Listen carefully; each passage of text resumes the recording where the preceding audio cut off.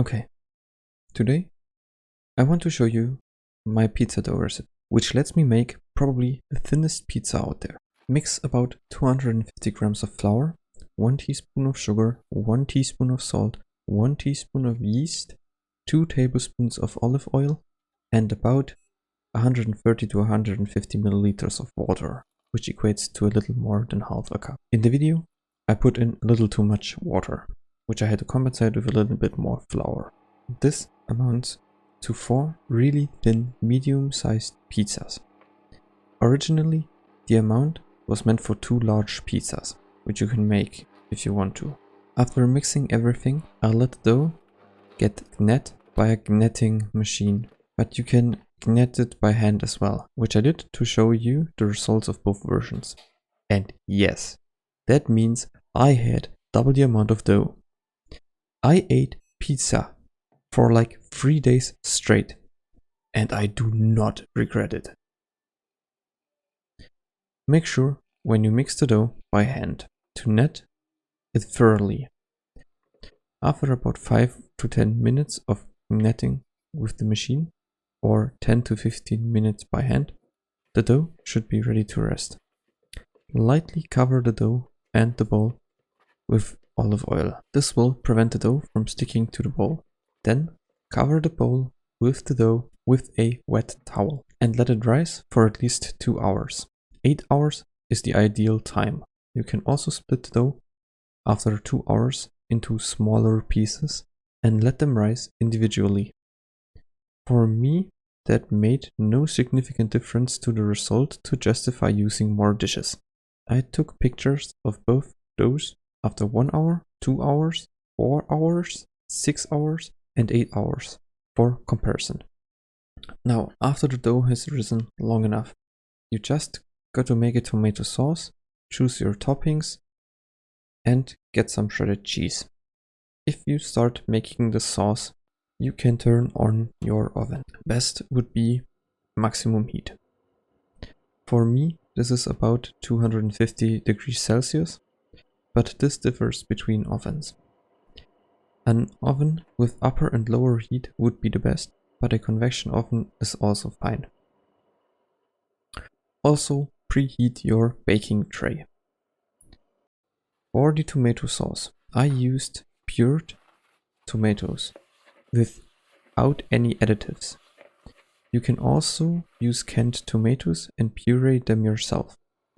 I would advise against pre-made sauce, but this is up to you. Pour the pureed tomatoes into a bowl. As I bought it in a package, I rinsed the inside with a little bit of water, shaked the package and poured it into the puree as well. To compensate the water in the puree, I added about a tablespoon of tomato paste. Next, I added 1 tablespoon of a mixture of spices that are a specific combination for pizza, consisting of dried oregano, dried basil, dried rosemary, dried savory, and dried thyme.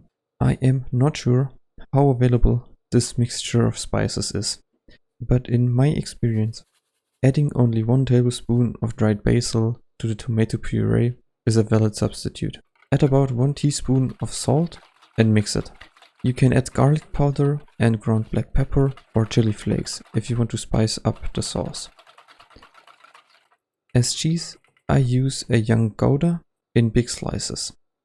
I cut them in half twice and then shred it myself. Pre-shredded cheese sometimes has something added that prevents it from clumping, which impacts its melting capabilities.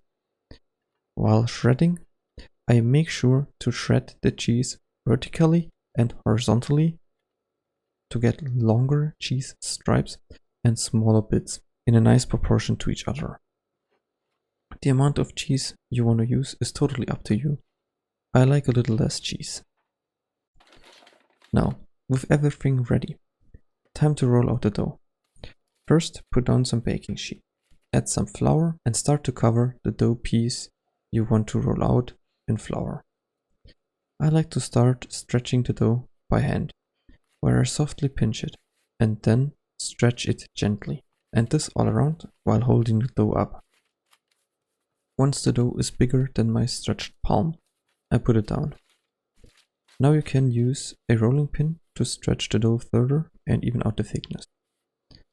I sometimes like to use my hands to stretch the dough all the way because it gives it an unevenness which has an appeal of its own. Both methods are fine, it's your choice which you prefer.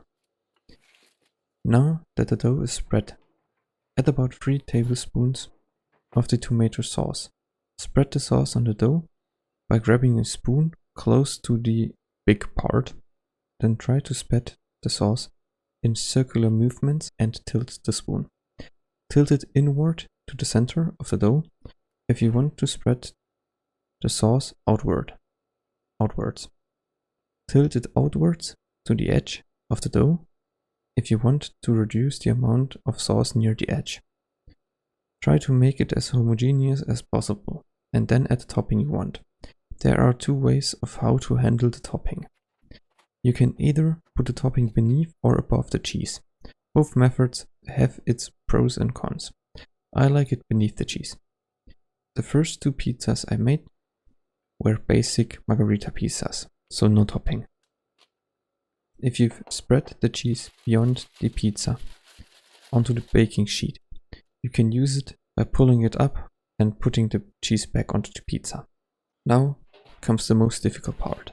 I am able to do it alone because I have a lot of experience doing it. I take the preheated baking tray out of the oven and pull the pizza onto the baking tray by grabbing the baking sheet beneath it.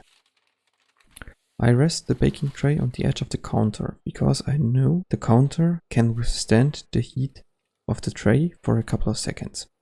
You can take the hot tray out of the oven and put it on the stove, so you can use both your hands to grab the baking sheet.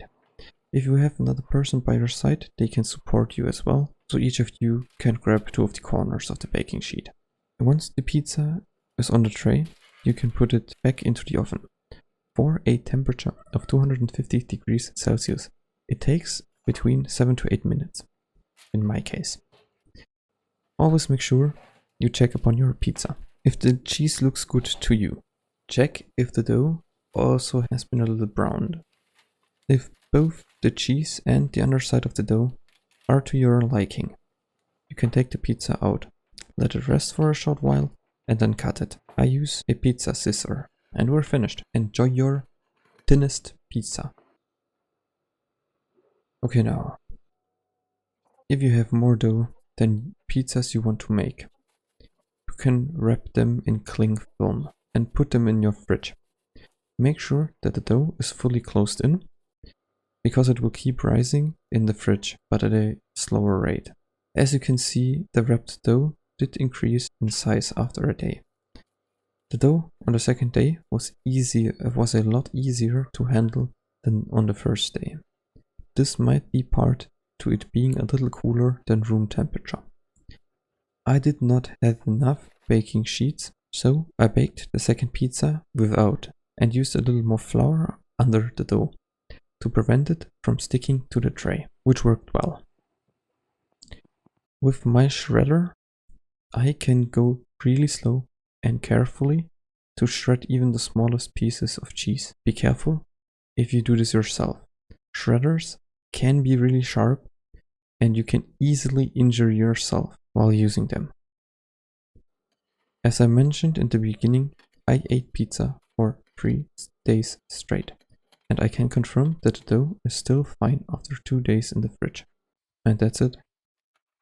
I hope you enjoyed the video, and if you have any questions, you can ask me in the comments. I'll try to answer timely. Every time I put a pizza in the oven, I took some time to clean up the counter and organize everything. After I put the last pizza I wanted to make into the oven, I started to clean up the surfaces as well, to make sure the next person to enter the kitchen can start cooking without having to worry about the mess I've left behind.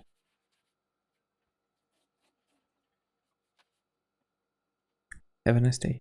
Bye.